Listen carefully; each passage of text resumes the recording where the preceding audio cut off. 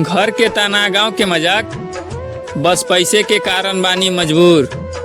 आजा तनी बहरा कमाए रे भाई, जिंदगी रही त मिलब जरूर। मासूम चेहरा एकनी के बनल बा खाली देखावे खातिर, आ बहुत बड़ जिगरा होखे के चाही भाई कोनो लड़की से दिल लगावे खातिर। कहियो राजा रहत रहनी जा गाँव के, आज सबके सब बाहर में छिटा गई सो।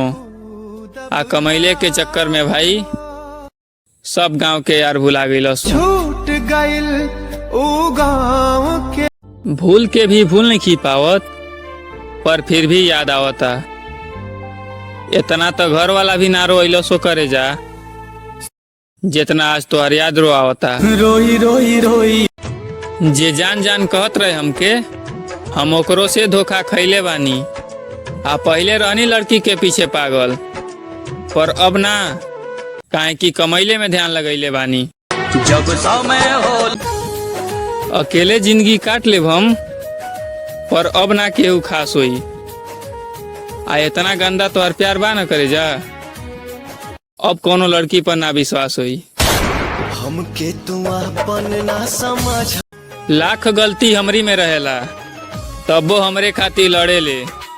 आ उतना तू कहाँ कर पेबू करे जा, जितना हमार माई हमसे प्यार करे ले। ऐसे करे जा तोहरी छोड़ गईला के बाद तहार बुराई केहू से ना कहे नी।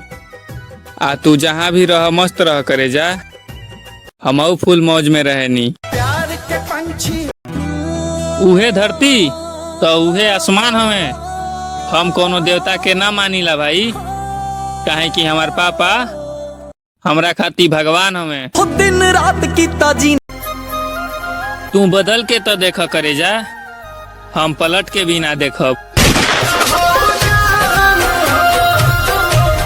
जा खुश रहो ओकरा साथे, फेरू कबो याद मत करीह। आ हम तो के एके सलाह देव करे जा, हमरी तरह ओकरो जिंदगी बर्बाद मत करीह। सोचबो न कइलू चेहरा पे मुस्कान, पर अकेले में बैठ के रोए नी। आ तोहरी याद में नींद तो ना आवेला जान, त रोज 2 पैक मार के सोए नी। मन के दर्दिया